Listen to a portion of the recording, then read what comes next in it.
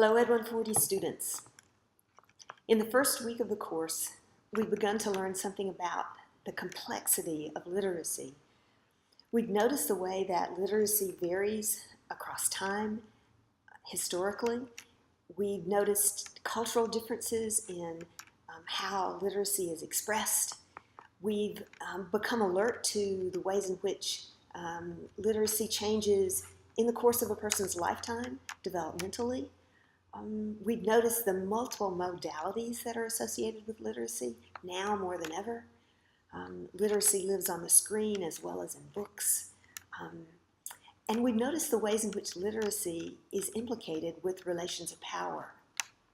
Sometimes literacy is withheld as a way of oppressing people, and sometimes literacy and powerful literacy practices are bestowed. And through literacy, people gain more agency and control over their lives. I think Sylvia Scribner perhaps said it best when she reminded us that literacy has neither a static nor a universal essence. So given that, given the way that literacy is changing, has always changed, but especially given the rapid changes around literacy now, and also the importance, the extreme importance of making meaning in a global world, it'll behoove us to learn how to study literacy, to learn more about it, to learn how people best acquire it, to learn how children can excel as readers and writers, composers and designers. So we're going to turn for a moment in the course to think about research on literacy. There are many ways, of course, to carry out studies of how people become literate and how to study even the essence of what literacy consists of in a particular time and place. However, in this course, we're going to introduce you to a particular approach to studying literacy that we think is especially powerful. And it's important to note that you will be engaging in original research related to literacy. You won't just be reading the research and theorizing of others. You'll be engaging in that research and theorizing yourself. So, to begin, think for a moment of what image comes to your mind when I say the word research or researcher.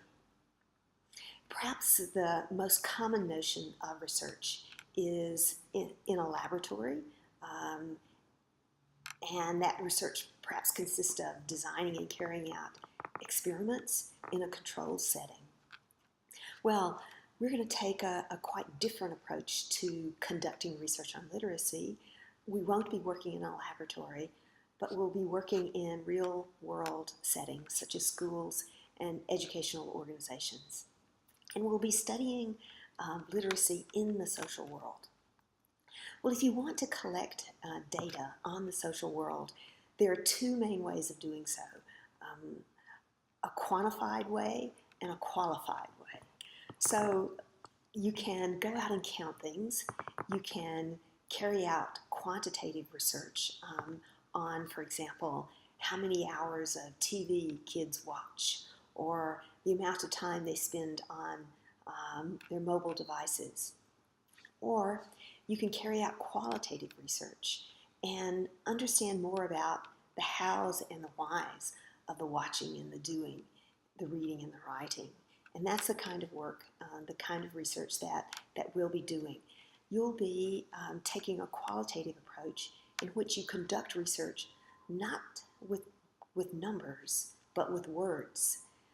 You'll be immersing yourself in an educational setting, interacting with kids as they engage in literacy activities and activities in general, and paying quite close attention to what they're doing, what they say, how they interact, how they use paper and pencil and technologies and all kinds of modalities to make meaning. And that is a qualitative approach rather than simply a counting approach.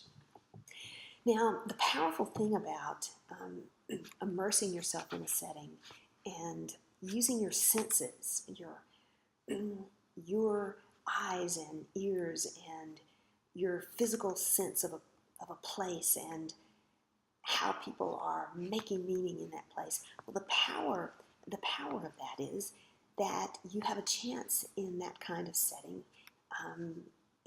given the quality of your observational tools, you have a chance of trying to see the world from another person's point of view. So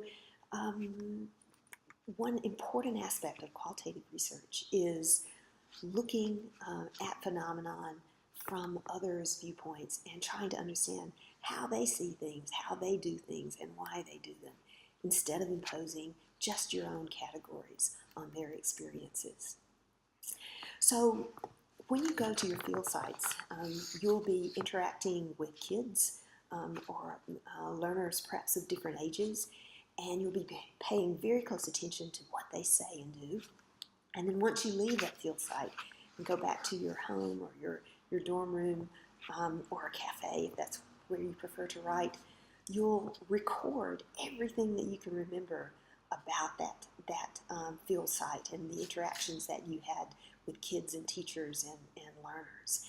And you'll record what you remember in as much detail as possible. And those observations that you make will form your data.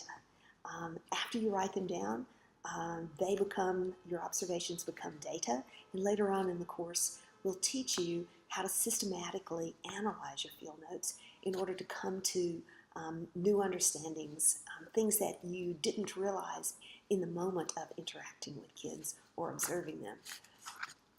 It's important in this kind of research to not only observe, though, but to participate while you're observing, or to do those two things at once. And in fact, this kind of research is called participant observation. So you won't just be standing off to the side trying to remember what kids are doing. You'll actually be working with them, helping to tutor and mentor them, and simultaneously, in your mind's eye, you'll be attempting to take note of what you're doing. You won't be participating unreflectively. You'll always be conscious of it because you'll want to remember it, and you'll want to remember what happens in as much detail as possible. We'll provide information on exactly how to write your field notes and the parts of your field notes, but for now, I want you to think about this double action of participating and observing, so that you're engaging with people at the field site, you're working with kids closely, you're interacting with them and having fun and helping them learn, but you're also trying to remember, taking note of things, remembering bits of conversation, recalling what kids do and how they look and what the room looks like that you're working in and how the furniture is arranged and how many computers there are and what time things happen. All of these details will make up your empirical record or your field note that you'll later be able to analyze in order to carry out your research. So I want to leave you today with a couple of recommendations about how to engage in this particular kind of research in which you're making direct contact with people in the course of their daily lives in order to understand the how and the why of what they're doing. And in our case, the how, the what, and the how and the why of literacy.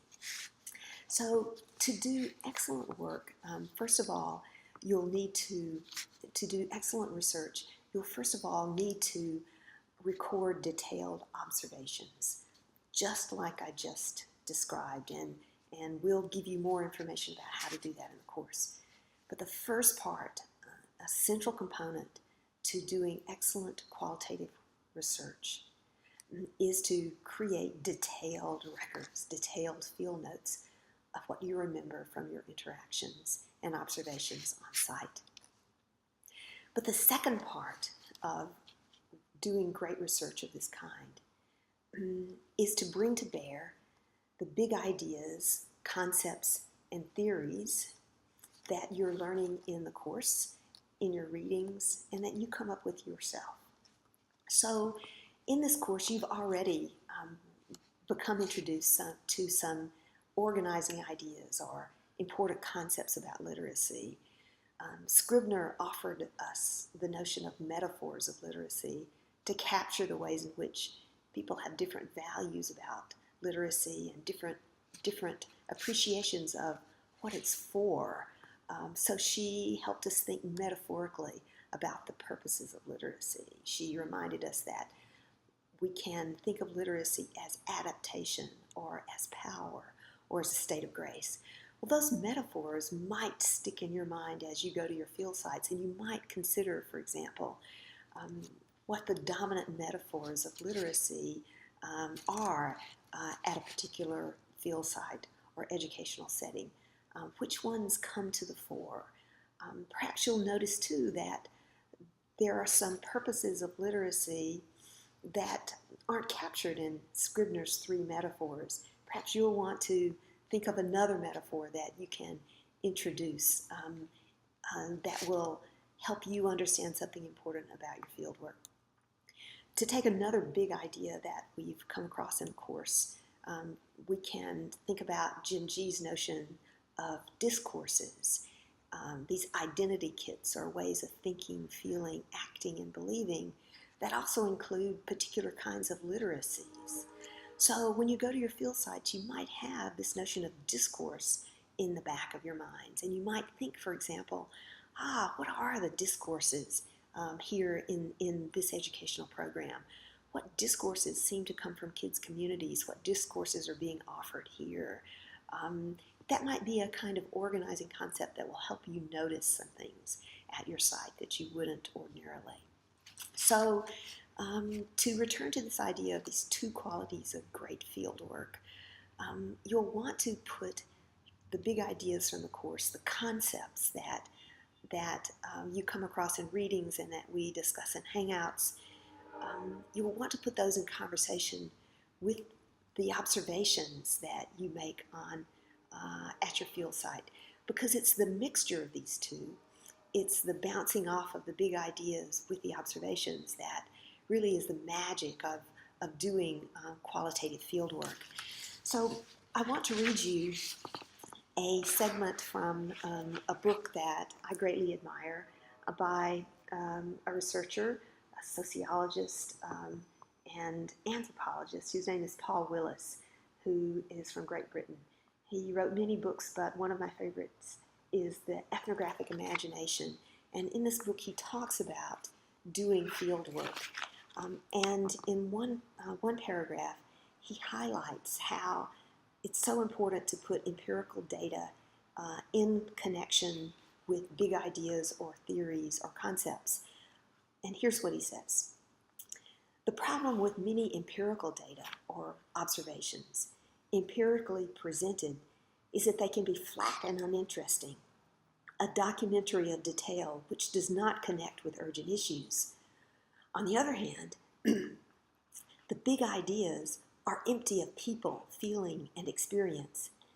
In my view, well-grounded and illuminating analytic points flow only from bringing concepts into a relationship with the messiness of ordinary life. I love this idea of bringing the ideas from the academy into contact with the messiness of ordinary life, the details of taking part in an educational program for kids in the summer. So you'll want to animate your observations with the concepts you get from the class, but at the same time you'll want to test those concepts against the everyday experiences that you observe in the field. Perhaps the concepts will match those experiences, but perhaps the experiences will contradict some of the concepts, and you'll go back to those concepts and invent new ones.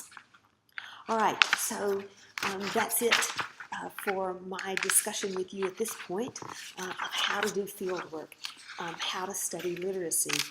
Really hope you enjoy your explorations of literacy, not only in the readings that you do in the class and not only in the in the discussions that we engage in around the artifacts that you upload and that you create. I hope you'll also enjoy the field work that you do, and that you'll see this as an opportunity to engage in an important activity of knowledge generation.